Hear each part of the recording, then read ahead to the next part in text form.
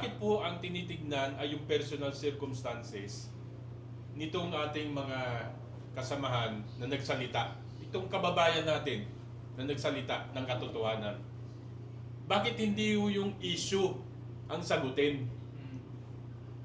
Bakit hindi sagutin yung mga mali-maleta na sinasabi nila nitong mga sundalo na mga dating sundalo natin ito, na nakita nila isinisilid sa maleta yung pera, ibinibigay sa kung kani-kaninong politiko. Sila mismo pinanumpaan nila. Sabi nga po nung isang hindi raw yun under oath. Pero yun po nakita natin sinabit sa ombudsman. Pinanumpaan po nila. Ibig sabihin, pinaninindigan po nila yung kanilang sinasabi. Bakit po tinitignan natin yung personal circumstances nila? Ang tignan po natin at ang dapat pong sagutin at ang dapat pong harapin yung issue, yung pong sinasabi nila ng pandarambong na nangyayari. Yung po sana ang sagutin ng ating gobyerno. Huwag po yung personal circumstances ng mga taong ito na isinasakripisyo po hindi lamang yung kanilang sarili, kundi pati yung kanilang mga pamilya. Sir, pwesto ko lang po, meron pa rin po bang jurisdiction ng AFP sa mga retiradong mga dating official tulad po ng mga general o ng mga colonel? Meron po. Pagka ikaw ay retired, ang pwedeng gawin sa iyo is you can be called back to active duty. You can be called back to active duty and then mag-undergo ka ng court-martial proceedings. So, meron pa po. Meron pa. Dagdag ko yung patungkol yung sinasabi ni General Kita, and another one yung case ni Colonel Mungao. Even though hindi ako abogado, pero 40 years ako sa armed forces, so experience wise may mga isa-cite akong example.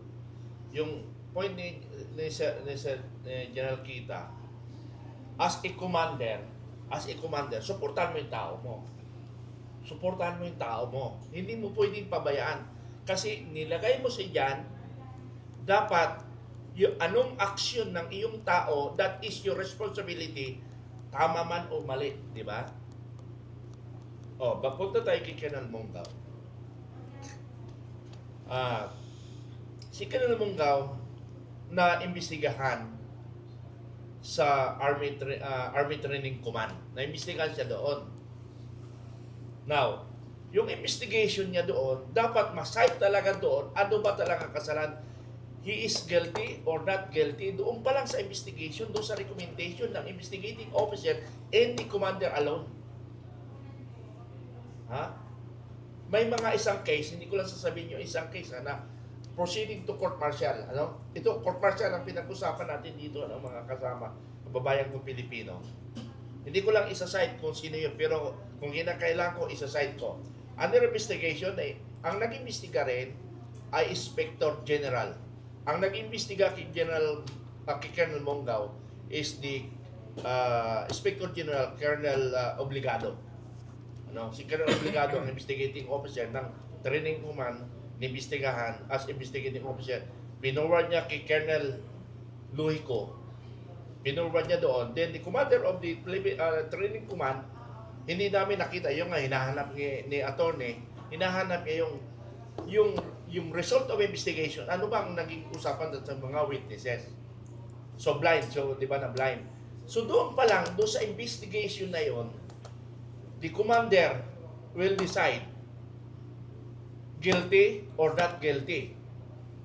Ngayon, hindi makapag-decide ang commander. And that is a commander na medyo mahina ang kanyang decision making. And because of the politics sa likod niya. And that's the real. Actually, Sir. yung ginabanggit ni Colonel Betran, yun yung nagpo-fall under Article of War 105.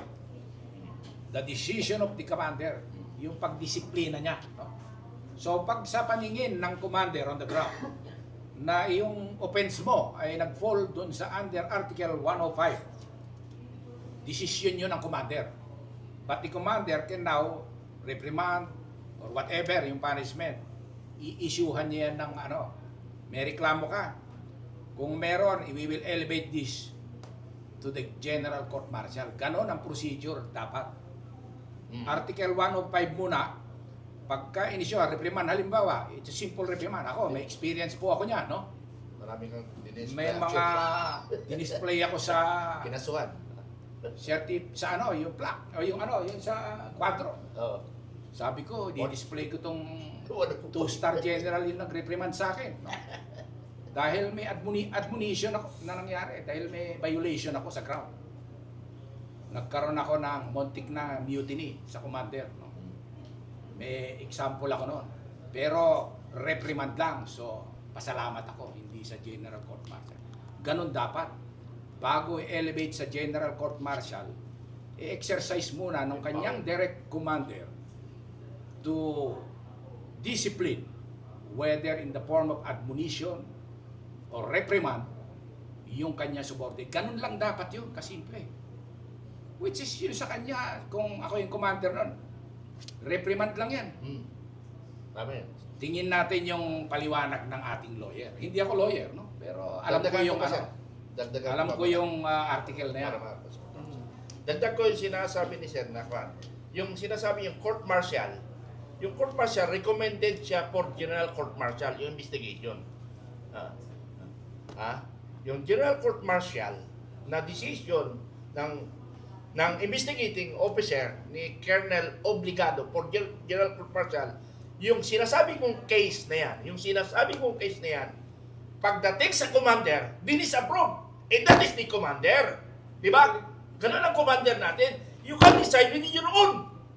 Being a commander. Ngayon kung wala kang bayan, ay huwag ka na mag-commander. Ganun lang kasimple yan. Di ba? Tama hindi?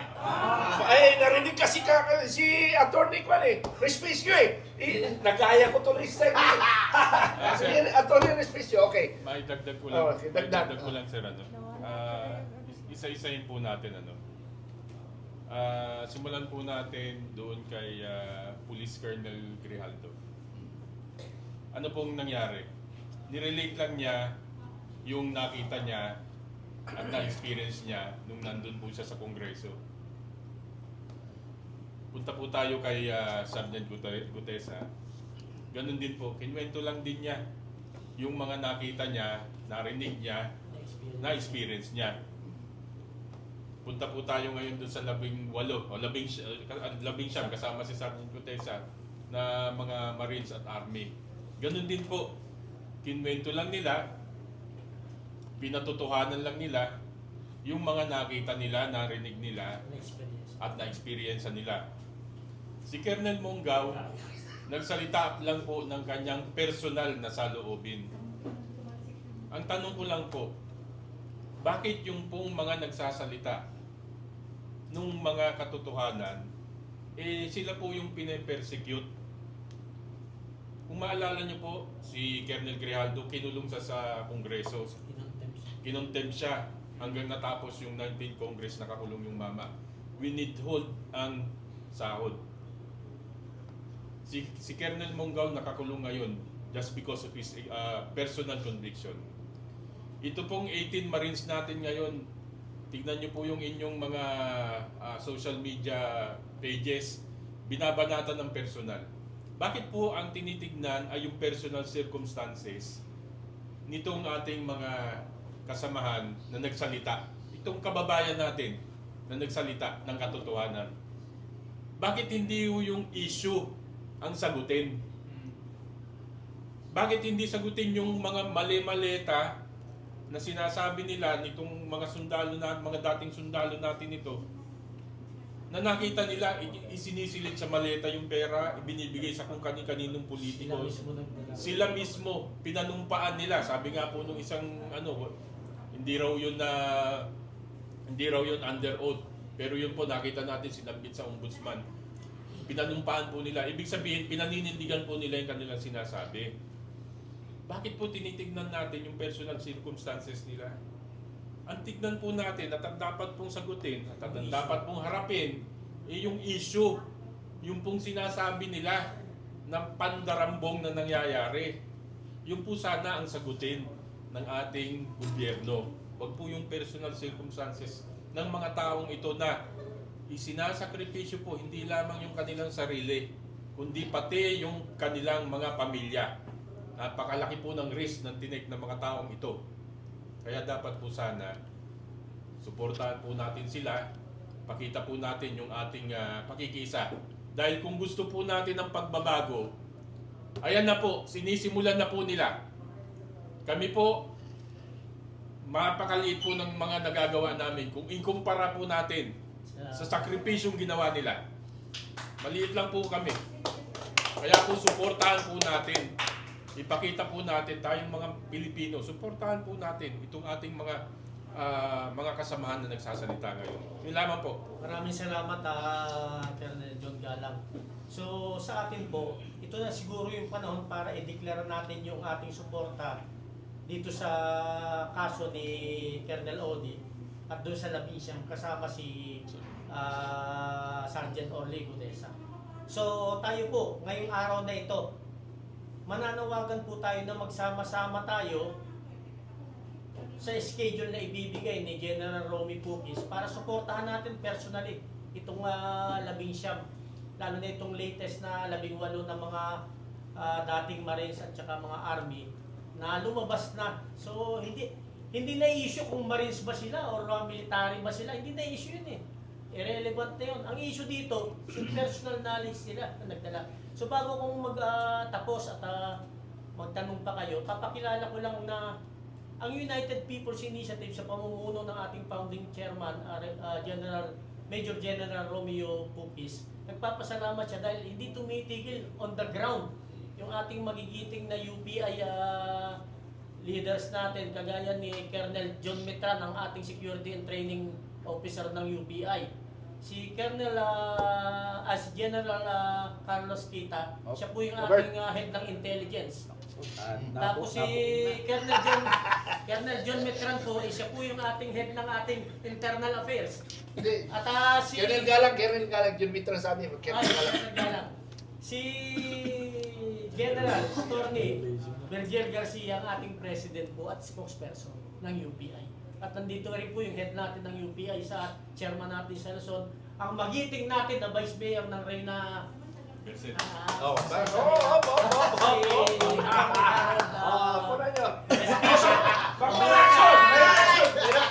At nandito rin si Mark Dilson natin, Beroldo na ating Executive Secretary. So, Bertoldo, sir, ha? Bertoldo. So hindi po titigil ang UPI sa pagsuporta sa mga lumabas at sa mga lalabas pa. May mga lalabas pa. At ang nakakatakot rito, yung mga listahan na bago na ilalabas nila na sangkot dito sa malawakang korupsyon talaga. Suportahan natin, kagaya na sabi ni Colonel Galang, huwag yung personality ang itakil natin. Walang pinagkaiba yan doon sa ipinako sa krus na kasama ng ating mahal na Panginoon Diyos, na on the spot nagsisi siya, isinama doon sa kanyang kaharian. So ito'y may kasalanan man sila or wala. Gumagawa sila ng tama ngayon. Kaysa yung mga nasa posisyon na gumagawa ng mali, sino susuportahan natin? Suportahan natin itong 18. Siguro mag-set na tayo ng date sa ngayon para alam ng ating mga kababayan, pwede ba? Kayo tatanungin ko dahil kayo ang mayroong malawak na mga followers. Pwede ba sa March 11 lumabas tayo at magsama-sama tayo in support dito sa 18 na latest na lumabas at sa mga lalabas pa? Yeah! Pwede ba yun? Yes! Marines! Marines! Naging Marisa. Meron lang akong Nagdagdag si sasabihin. Reyes. Meron lang akong sasabihin sa inyo sa debate. Pagka meron dalawang nagdidebate, issue for issue, talino for talino. Pag yung isa nawala na ng sasabihin, magiging personal na yan. Pangit ka, baho na hindi mo, talo ka. Talo na ka. Wala lang masabi eh. Ganyan ang ginagawa ng ating gobyerno ngayon. Walang depensa, walang masabi na paano nila, hindi nila alam kung paano nila papasinungalingan yung mga revelations eh. So ang sinasabi na lang, ay naku, pangit yan, mabaho hiningan yan, kalbo yan. Ay, iba sila. Sinadivert nila. Personala na. Okay? So they get personal and then they send out mga false news. Pinagalitan ng AFP, pinagalitan ng Navy, mga ganito. Bakit pagagalitan na yan? Ano naman ang kasalanan ng mga taong yan? Una-una sinabi nila, hindi naman mga sundalo yan eh. O hindi pala sundalo, ba't baka nakikialam? See, so, we have to be, kailangan mapagmasid po tayo yung ating mga kababayan. Tingnan po ninyo, issue for issue, yun lang po talaga. Kung merong maletang dineliver, pag hinanap ng asawa mo, di sabi mo kung nasaan. Di ba? Pero may dagdag pala ako, no? Matungkol ito sa sundalo. Sir, may tanong Sir, na may to. tanong lang. Okay, Okay, okay. tanong. Attorney po. Sir, kumusta naman sir yung pamilya po ni Colonel Munggaw? O kasama namin yung kanyang anak na sumusuporta. Actually, si Colonel Munggaw, nakiusap sa kanyang pamilya. So, kanwento niya sa amin yung last time. Sabi niya, sir, ganito yun eh. Sabi niya, nag-uusap kami mga mga mason. Sabi niya, hindi ko kasi matanggap na sinasabing ang AFP walang bayag. Walang pumapalag. Walang lumalaban sa kasinungalingan, sabi niya. So, kinausap ko ang pamilya ko. Sabi niya, magre-retire na ako, pero dagdagan ninyo ang konti pang pasensya ninyo dahil i-extend ko pa ang aking sakripisyo. Yun. So, alam niya yung kanyang gagawin. So, napakiusapan niya ang pamilya niya na unawain niyo ako dahil yun yung kanya. Alam niya yung magiging ng kanyang sasabihin. And for doing that, naging honest lamang naman siya sa kanyang sarili. Naging honest naman siya sa kanyang sinumpaang tungkulin. Yun siya eh. So sabi niya, ganito yun eh.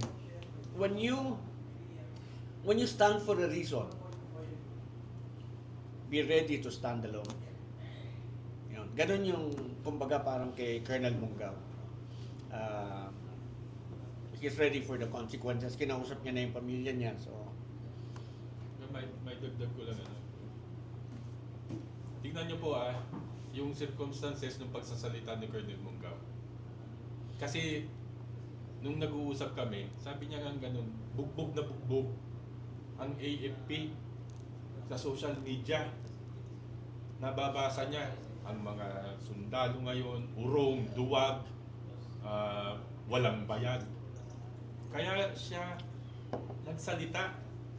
Kaya siya tumayo. Yun ang point niya. Anong akala niyo sa amin? Hindi namin alam yung nangyayari. Yun yung conviction niya. Kaya siya tumayo. Kaya siya nagsalita dun. Pinapatunayan niya na ang AFP, yung mga miyembro ng AFP, hindi naman, alam naman natin merong pero karamihan po, siya yung nagre-represent ng majority ng AFP. Alam ang nangyayari at hindi sila walang bayag. Kaya siya tumindig at kaya siya nagsasalita. Dagdagan ko yun, no? Tama yun, no? Tama yung sinabi ni Colonel Galang.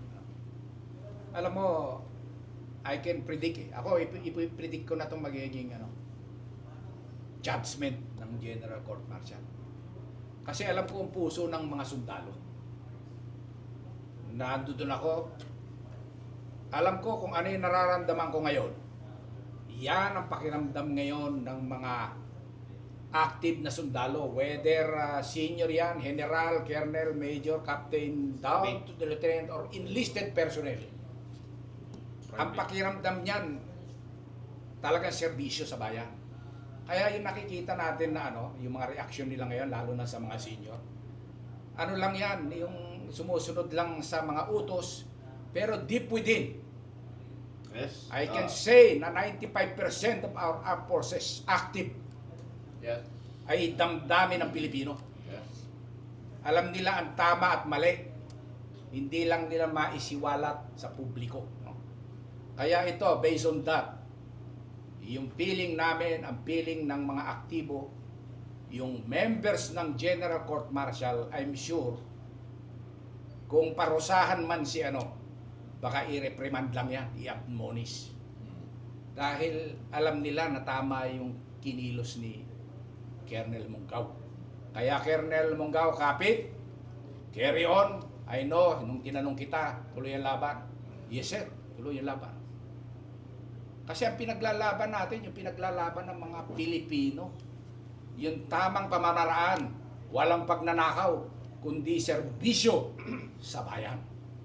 Sana ipalaganap niyo po lahat yan. And Colonel Mungao, I'm sure, hindi yan madideclare as guilty.